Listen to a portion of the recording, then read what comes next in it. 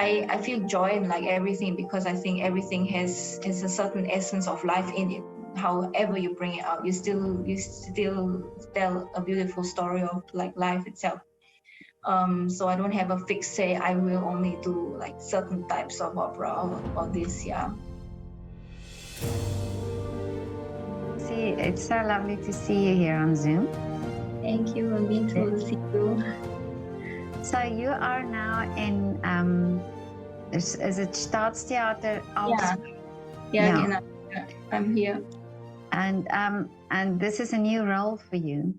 It is new, like, you know, I've done assistance as young director for many productions already in Hospitanzen, but never in a fixed place. So this is the first time where I'm fixed as an assistant here. Yeah. Oh, I see. Okay. And you were at the Staatsoper as well? Yes, I was. I was there doing Hospitans with the Tristan und Isolde production. So the very scandalous one. Yeah.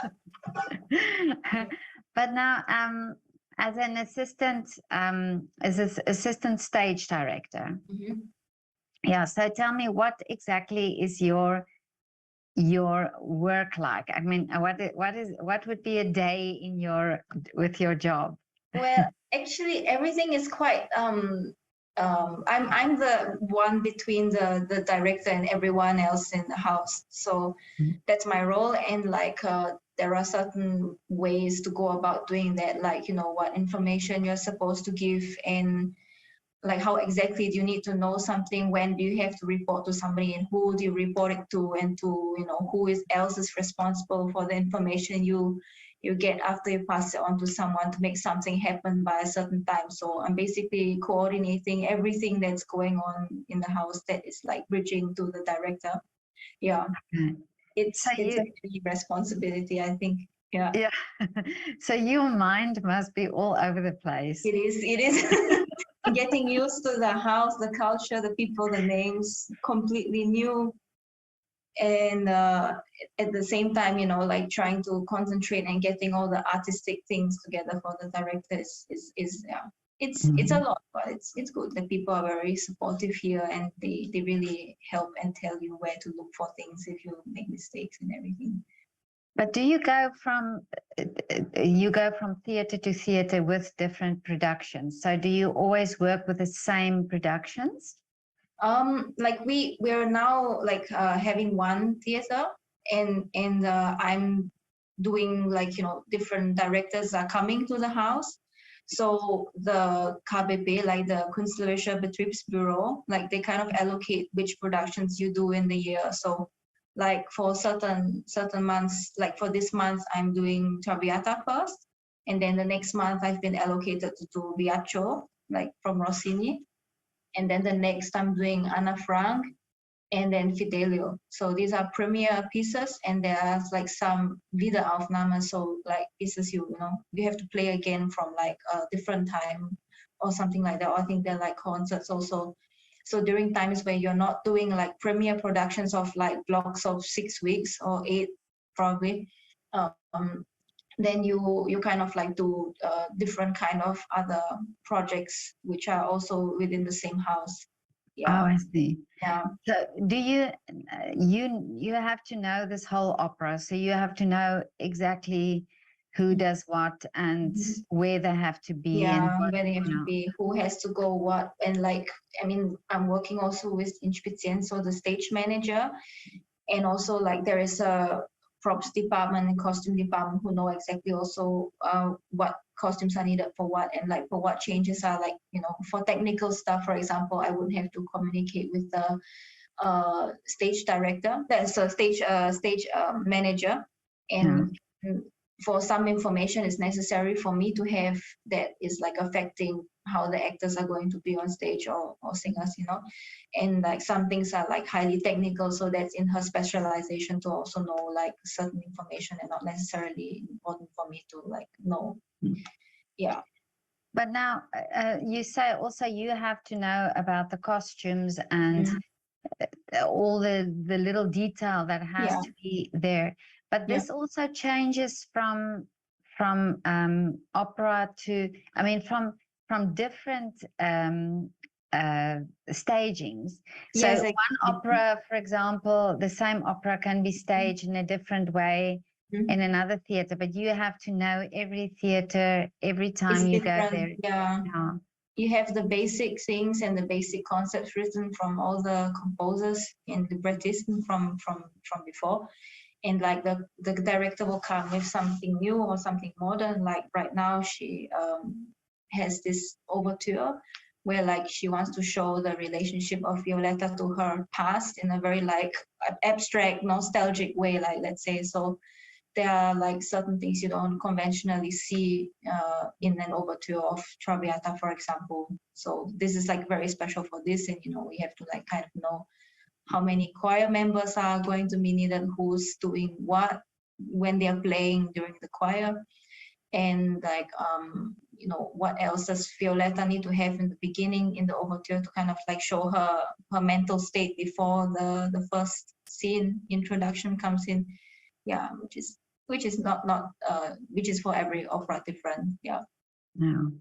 But now this is a type of job that not many people know exactly, about Yeah, this job. I mean, I didn't yeah, even know that such a job there is, yeah. existed. But how did you first come across the idea that you could actually do that? Like for us as young directors, it's conventional that we kind of assist before we also do our own bigger shows, or like assist and do shows at the same time. Like during our studies especially, we would do that, which like many of my friends are doing also, freelancing in Vienna. And like at some point, like maybe the house will tell you to also direct your own shows, like smaller scale shows, or if they find something interesting from your ideas, they would also tell you to. And some people like come from different directions of like art forms before they also come to being a stage directing assistant. Like my colleague who just entered the room now, he's doing many things in musicals also. He's a dancer and also a singer. And then at some point, if you want to be like yeah, I guess it's his choice to want to also be an assistant, to also be in a different way to like look at theater or musicals or operas in general. And someday maybe he aspires to be also instead of just a singer or stage director, maybe he wants to be in some other department of this entire whole constellation of a theater. Yeah. So, yeah. Can I say hello to him? Yeah, you can. You want to say hi? Hi. Hi, hello. So, Yeah. and tell me your name. And it's Alex. Alex, and you are now, what are you busy with? Apart from the water, but what are you? Yeah, I'm just helping with Traviata. Yeah, because of my arm. Yeah. Oh, I see. Yeah. Okay. And you also a stage director or assistant stage director then? Yeah, at the moment assistant, yes. We are two in the same department, so there's only two of us. Oh, I see. Yeah. Okay. Yeah. Okay. So, or do you normally work together on these operas? Not on usually. the same opera? Not usually. No. Usually it's just one. Yeah, it's one per production. And when something happens like this, if Alex loses his leg, I'm probably also going to stand in for him. Yeah, I know. One leg is the same. Yeah. Yeah. Oh well, but thank you, Alex. This is lovely meeting you as well. So now I know the two assistant stage directors there. Yeah. Yeah. But nice to have a nice day. Thank you. Bye. But now, when you were so did you always have a interest in opera specifically, or stage as such? Well, what do you mean? I mean, as a child, what made you interested in doing this job? Well, I was from 5 years old. Like I did music, like every Asian person, I guess, playing piano, doing the violin, and like I was also singing. And I did like in secondary school and high school music program in school, which like led me to also take extra activities such as choir. So I was conducting choir, and also we call it co-repetition. I mean, I was accompanying sometimes the choir and also coaching choir vocally, and wanted to actually do choir for my living, or like being something like piano teacher or classical music related in Singapore. And when I decided that I wanted to do that, like I said to myself that I should get a good music education where it's probably affordable. So I took German and like came to Vienna to kind of explore what I could do with classical music. And after like one slightly more than a year, I landed myself with Regie with Sylvia Edelman, who was at that moment my voice teacher. And I did production, and then I met Leonard Prinsloo. And at that moment, I didn't even know that an occupation like that existed. Yeah. And then I said, okay, I would like to like do that for like my life, and that's how I eventually started to go this way. Yeah. Amazing. I know Leonard Prinsloo. Yeah. Yeah. Yeah, he was my first, like, I would say, director that I saw and like, okay, I want to do what he's doing. Yeah. Really. Yeah. Oh, that's amazing how it, how it came about that you, and then you had to study this. Yeah. Yeah. And what Mhm. how many years do you study to be a director? In a fixed, the studies last around 4 to 5 years. I haven't done my thesis yet, so I'm not officially done.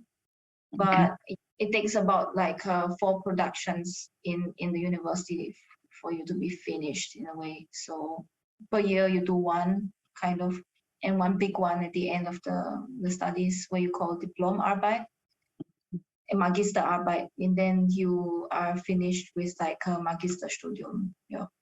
Okay.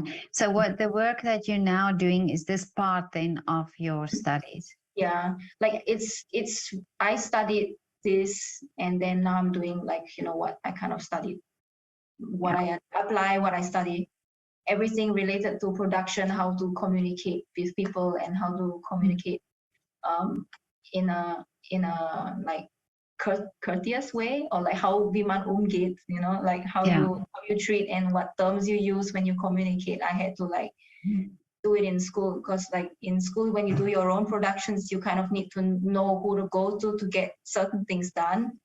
And it's the same here, and in just a different way. Yeah. Yeah. Mhm. And so when you graduate now, are you then able to go to a theater to be sort of in charge, or do you still do like a apprentice at bigger theaters? And it depends. I think like I think it's okay if you do it like at the same time, like I would not solely, like some may choose to solely do assistance somewhere, but I think I would do it in both ways, like assistance, and like you could also kind of produce your own shows, a smaller scale somewhere else, which like, during your free time, I think in theater you can manage that. Like if it's not too far away, like if I were to travel to Vienna now for like a weekend or something, I think I could manage, doing some rehearsals and then coming back here. But you have to kind of like sacrifice your free time all the time. Yeah. So is there in the work that you're doing, can you see yourself already that you are drawn to specific operas, that there are some that you think, okay, this is my type of style that I'm doing? It really depends. I mean, till now I've done quite a variation of different pieces, from really like tragic things, like like Tristan is so tragic, but you would also feel like you could do something, but maybe a bit later when you're a bit more mature emotionally, I think. And some things that are a bit more lighthearted, like fun, like Don Pasquale or Rossini, which brings out something about life too, but in a lighter sense. I feel joy in like everything, because I think everything has a certain essence of life in it. However you bring it out, you still tell a beautiful story of like life itself. So I don't have a fixed say, I will only do like certain types of opera or this. Yeah. And are you the type of job, is it like this that you can settle somewhere, or will you always be traveling, always be going to different theaters? Like I think eventually when you reach the peak of your career, like say to be a director, if you choose to move, in this way, like you never will be in one place, I think. You will always be everywhere. It's like traveling. You're a traveler all the time in this whole world, Yeah. one place to the next. Yeah. So tell me about your time at the Staatsoper, because this is quite a very well-known house, and Yeah, it must yeah. have been a very great privilege to work It there. was, yeah.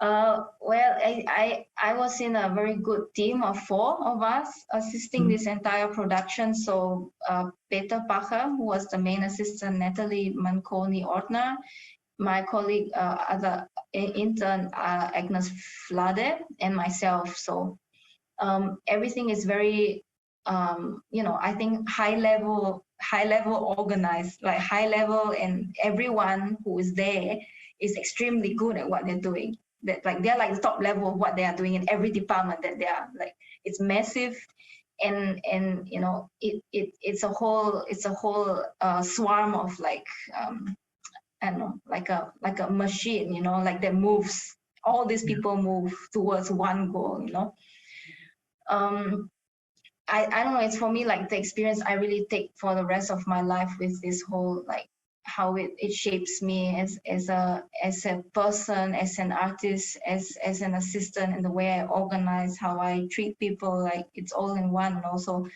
like working with the artistic team, like Calixto, like he's so amazing director.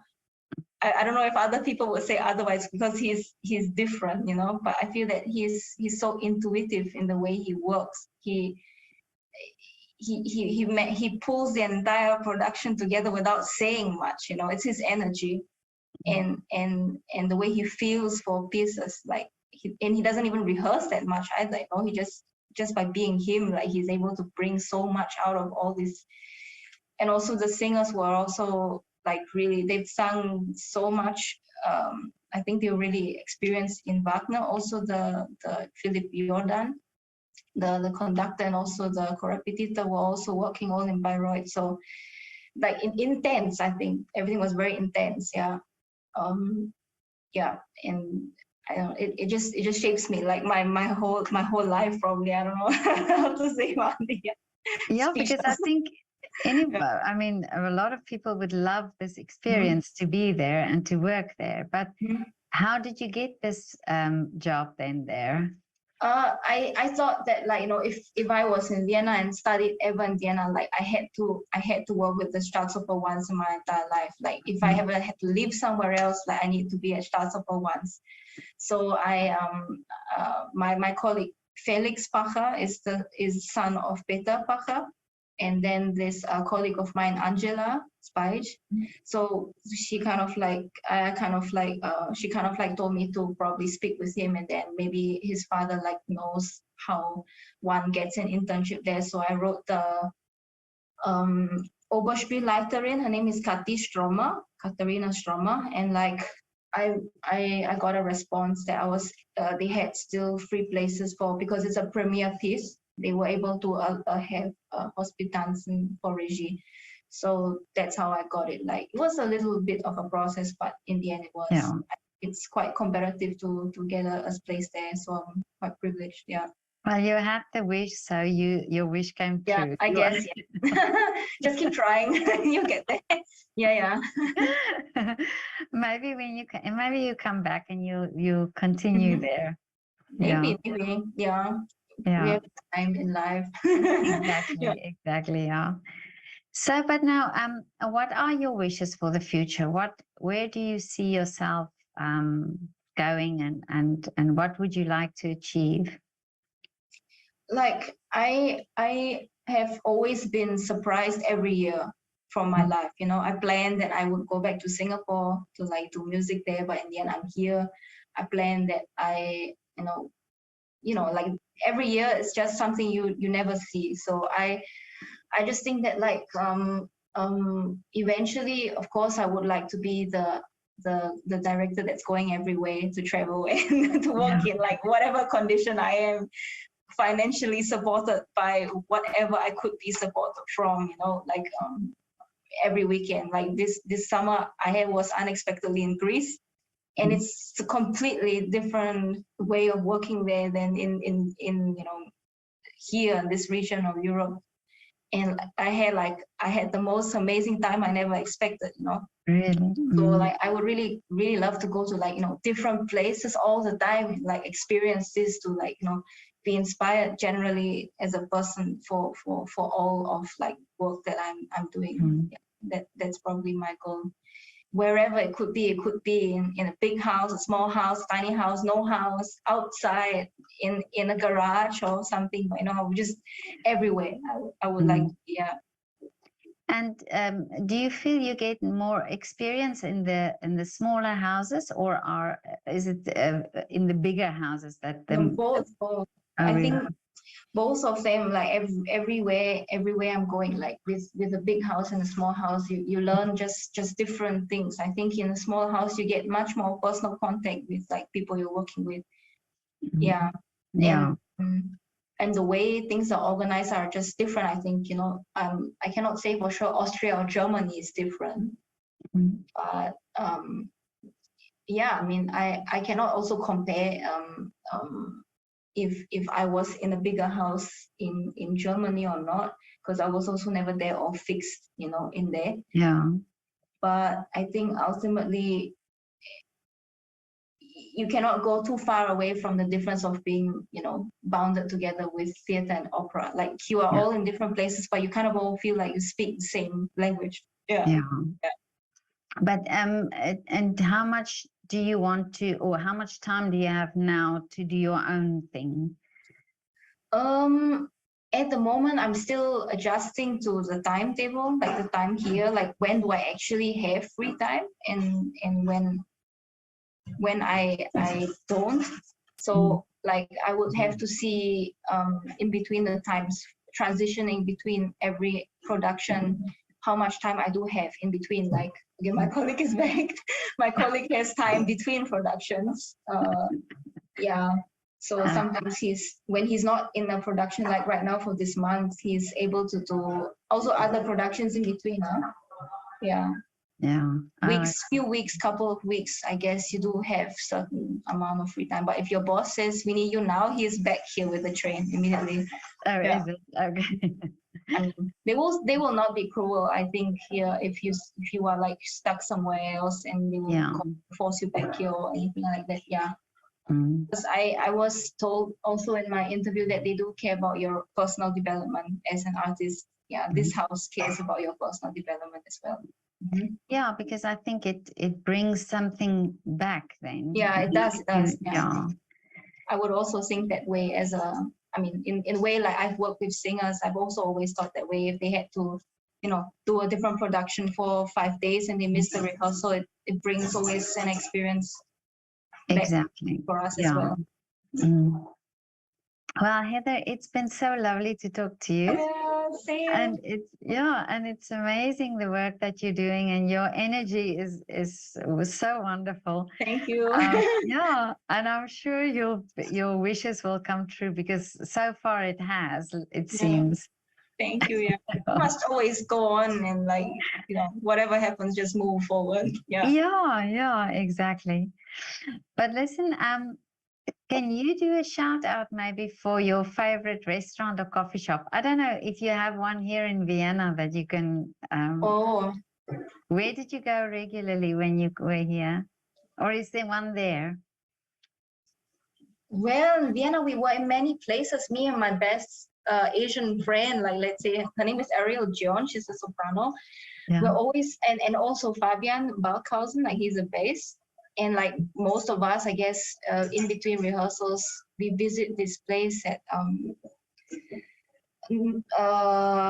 Soya Noodles in the Mariahilf Strasse. Oh, it's really? Cheap. Yeah, it's cheap there and fast and good, and the lady loves us. And sometimes we get stuff off the menu because she said that she could make it happen.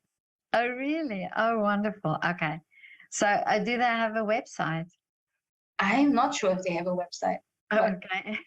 it's easy to find them. It's like near Libro, next to Cafe Rita, actually.